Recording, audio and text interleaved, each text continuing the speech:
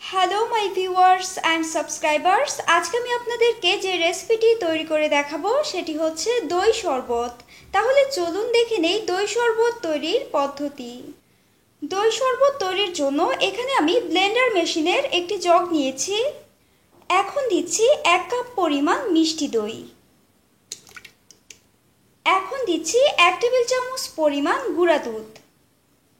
এবার দিচ্ছি 1 চিমটি পরিমাণ গোলমরিচের গুঁড়ো, 1 চিমটি পরিমাণ বিট লবণ, 1 টেবিল চামচ পরিমাণ চিনি এবং স্বাদ মতো লবণ। এখন দিচ্ছি 1 গ্লাস পরিমাণ পানি।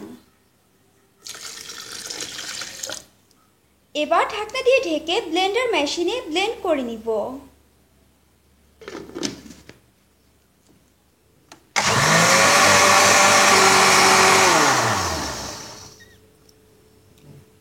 আমার দই শরবত ব্লেন্ড করা হয়ে গেছে। এবার আমি একটি গ্লাসে ঢেলে নিব।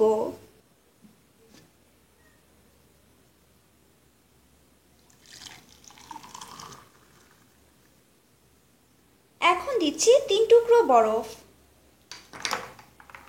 দই শরবতের উপর দিয়ে আমি সামান্য বিট লবণ এবং গোলমরিচের গুঁড়ো ছিটিয়ে দিয়েছি। সো ভিউয়ার্স, হয়ে গেল আমার দই শরবত তৈরির রেসিপি। আশা করি আপনাদের আমার রেসিপিটি ভালো লেগেছে। আমার রেসিপিটি যদি আপনাদের ভালো লেগে থাকে তাহলে অবশ্যই লাইক করবেন, শেয়ার করবেন এবং কমেন্ট করবেন। তাহলে আজ এই পর্যন্তই।